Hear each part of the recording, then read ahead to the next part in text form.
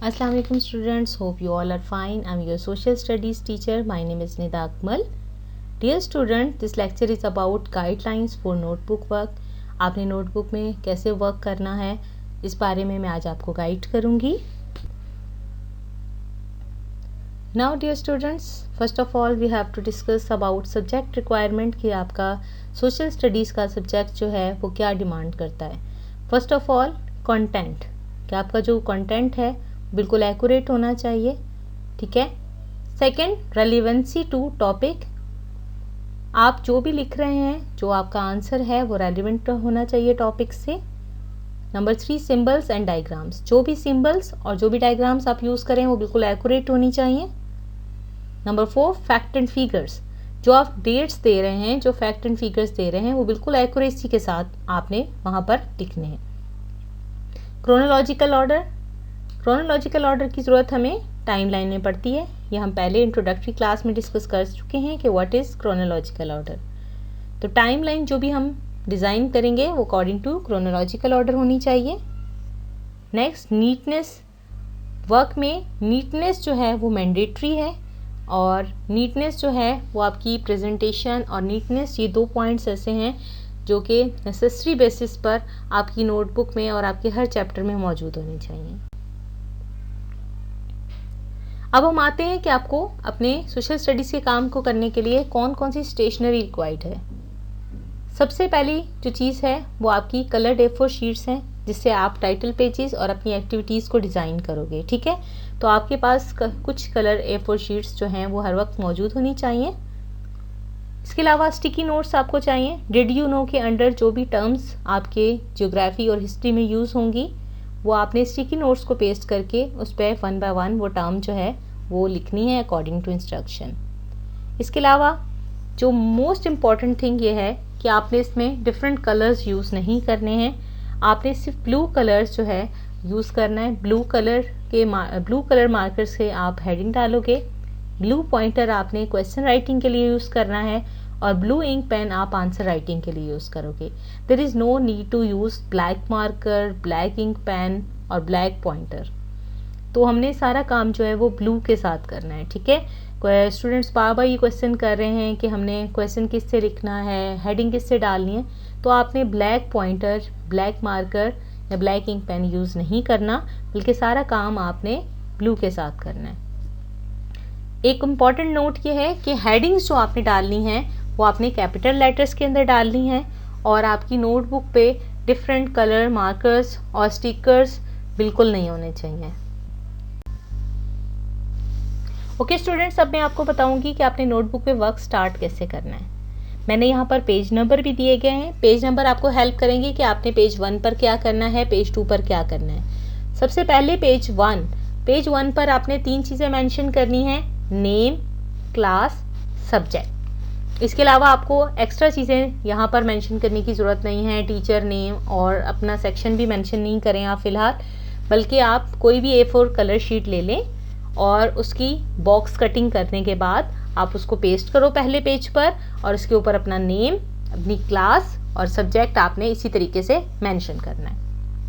इसके बाद आपने अपने नेक्स्ट पेज पर आ जाना है, सेकंड पेज पर, और वहाँ पर आपने A4 शीट से एक छोटी सी कटिंग लेनी है और उसके ऊपर आपने फर्स्ट असेसमेंट शो कर देना है. ठीक है.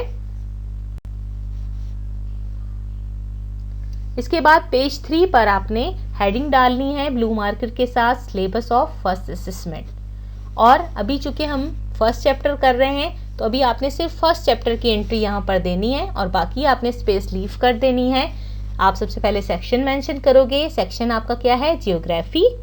और फर्स्ट चैप्टर जो है उसका टॉपिक आप लिखोगे geography of the Muslim world. ये डिटेल जिस तरह से आपको स्क्रीन पे नज़र आ रहा है आपने इसी तरह से यहाँ पर एंटर करनी है. इसके बाद जो नेक्स्ट पेज होगा उस पर आपने वर्कशीट 1 जो आपको स्क्रीन पे नज़र आ रही है ये आपने पेस्ट करनी है. ठीक है. ये वर्कशीट 1 जो है आपकी basic information of social studies की है. जब आप स्कूल से कलेक्ट कर लेंगे तो आपने ये यहाँ पर इस तरीके से पेस्ट कर देनी है. इसके बाद पेज 5 पर यानी वर्कशीट 1 के बाद आपने वर्कशीट 2, मैंने हर वर्कशीट के ऊपर नंबरिंग दी हुई है ताकि उसी के अकॉर्डिंग आप उसको पेस्ट कर सकें. वर्कशीट 2 आपने लैंडमार्क्स वाली वर्कशीट जो है वो आपने इसके बाद पेस्ट करनी है। जिस तरह से फोल्ड करके आप इसको पेस्ट कर लें, और अगर बैक टू बैक आपके पास कॉपी मौजूद है तो आप इसकी फ़ोटो कॉपी करवा लें। इसको लिखने की ज़रूरत नहीं है, आप उसको एज इट इज़ पेस्ट करेंगे, ठीक है।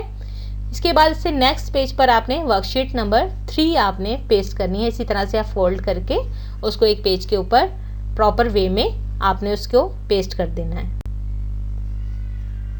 इसके बाद स्टूडेंट्स जो नेक्स्ट पेज होगा वहाँ पर आपको जो सेकंड एकेडमिक टास्क दिया गया है उसमें ये बॉक्स मौजूद है जिसमें आपकी फर्स्ट चैप्टर की वर्क डिटेल मौजूद है। आपने इसी तरीके से हेडिंग टाइटल पेज देकर ये बॉक्स कटिंग करके वहीं से यहाँ पर पेस्ट कर लेना है, ठीक है।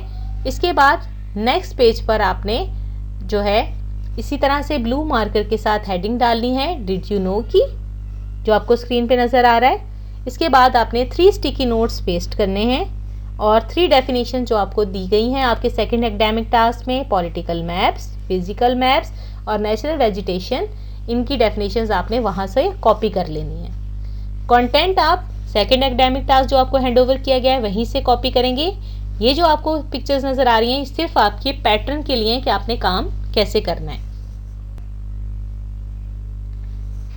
ओके स्टूडेंट्स, इसी तरह से आपने फिर सबसे पहले नेक्स्ट पेज पर geography of the Muslim world की हेडिंग मेंशन करनी है ब्लू मार्कर के साथ। इसके बाद मिडल ऑफ द पेज में आपने क्वेश्चन नंबर 1 की ब्लू पॉइंटर के साथ हेडिंग डालनी है।